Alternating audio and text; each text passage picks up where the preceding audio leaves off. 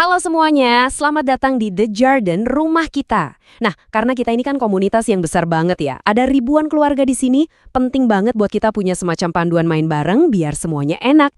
Anggap aja ini bukan sekedar aturan, tapi lebih kayak resep rahasia kita buat menciptakan lingkungan yang aman, nyaman, dan pastinya harmonis buat kita semua. Yuk, kita mulai dengan mindset yang pas. Ini tuh bukan soal daftar panjang dilarang ini, itu, tapi lebih ke sebuah ajakan buat kita semua berkolaborasi. Intinya simpel banget kok. Gimana caranya kita bisa hidup bareng dengan nyaman dan harmonis. Jadi, semangatnya tuh kerjasama ya, bukan aturan yang kaku. Oke, pertama-tama kita kenalan dulu sama siapa aja yang ada di balik layar. Ada yang namanya PPPSRS. Mungkin kedengarannya ribet ya, tapi gampangnya gini. Ini adalah perhimpunan para pemilik alias perwakilan kita semua. Merekalah yang bikin keputusan-keputusan besar demi kepentingan kita bersama. Terus ada juga badan pengelola. Nah, kalau ini adalah tim yang kita temui sehari-hari. Mereka yang mastiin lift jalan, koridor bersih, keamanan terjaga, dan semua urusan operasional gedung beres. Jadi, kalau ada urusan harian, ke merekalah kita lapor. Singkatnya, ini dia yang bakal kita obrolin. Mulai dari aturan di dalam unit kita sendiri, gimana caranya jadi tetangga yang asik, terus sedikit soal administrasi, apa yang harus dilakuin pas darurat, dan terakhir, gimana semua itu bisa bikin kita hidup harmonis bareng-bareng. Baik, kita langsung masuk ke bagian pertama ya, unit kita masing-masing. Fokus kita sekarang adalah apa aja yang berlaku di dalam rumah kita dan gimana caranya biar ruang pribadi kita ini tetap sejalan dengan kepentingan seluruh gedung. Nah, poin pertama yang penting banget adalah soal kapasitas unit. Seperti yang bisa kita lihat, ada batasan jumlah orang untuk tiap tipe unit.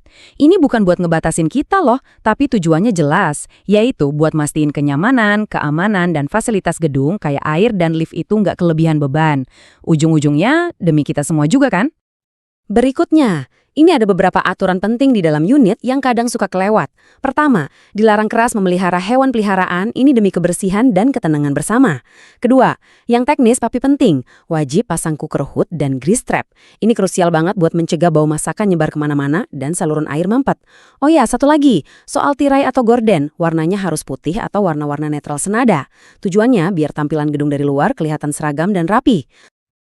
Oke, urusan di dalam unit udah beres. Sekarang kita keluar kamar dan ngobrolin soal ruang bersama. Nah, disinilah seni bertetangga yang baik itu diuji. Semuanya tentang etiket dan saling menghargai. Kita mulai dari yang paling dasar, sampah. Aturannya super simple, cuma 3 langkah. 1. Bungkus sampah dengan rapat di kantong plastik. 2. Letakkan di tempat yang udah disediain di lantai masing-masing. 3, udah deh, biarkan petugas kebersihan yang angkut setiap pagi. Gampang kan? Dengan begini, koridor kita jadi bersih dan bebas bau. Nah, ini juga penting banget, soal lift.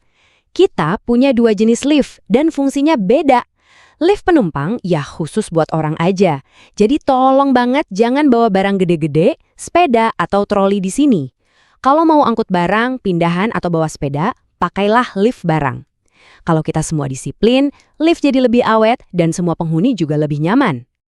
Jadi yuk kita rangkum gimana caranya jadi tetangga idaman. Pertama, jaga koridor tetap kosong, jangan taruh sepatu atau barang apapun di luar.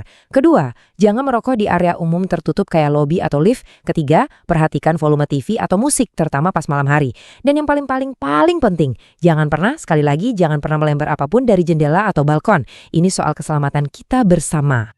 Oke, sekarang kita masuk ke topik yang mungkin nggak terlalu seru, tapi sangat-sangat penting, yaitu soal administrasi. Ini adalah mesin yang bikin semua fasilitas di sini bisa berjalan lancar. Yuk kita bedah sedikit.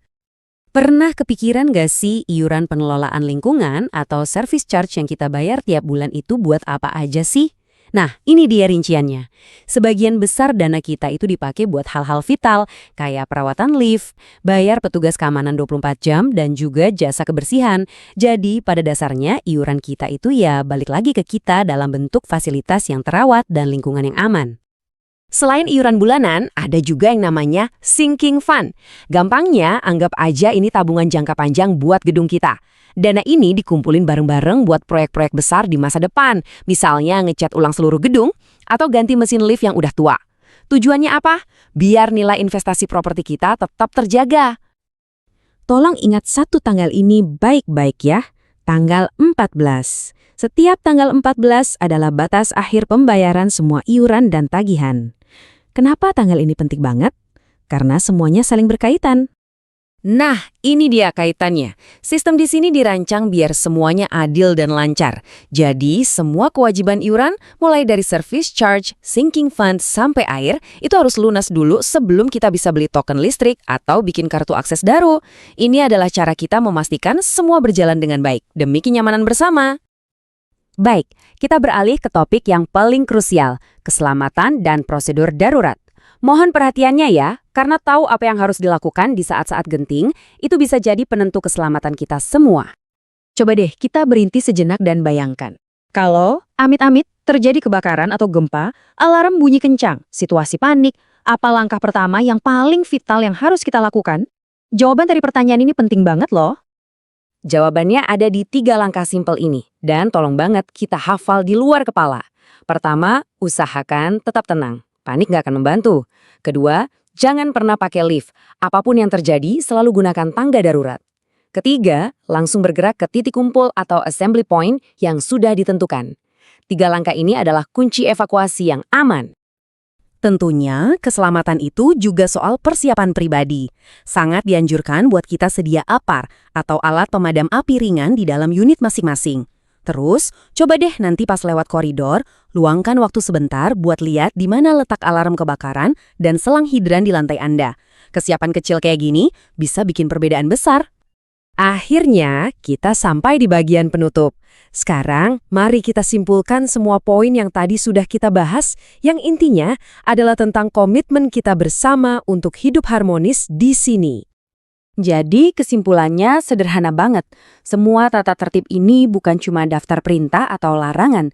Anggap aja ini adalah fondasi dari kesepakatan kita bersama untuk saling menghargai satu sama lain, untuk merawat fasilitas yang kita nikmati bareng, dan pada akhirnya untuk menjadikan tempat ini rumah yang kita banggakan. Pada dasarnya, semuanya bisa disimpulkan jadi satu kalimat ini. Mematuhi aturan itu adalah bentuk paling nyata dari rasa hormat kita kepada tetangga. Sesederhana itu. Sebagai penutup, saya mau kasih satu pertanyaan buat kita renungkan bareng-bareng. Di luar semua aturan yang ada, kontribusi kecil apa sih yang bisa kita masing-masing berikan setiap hari untuk membuat The Jardin jadi komunitas yang lebih nyaman dan lebih baik lagi? Jawabannya ada di tangan kita semua. Terima kasih.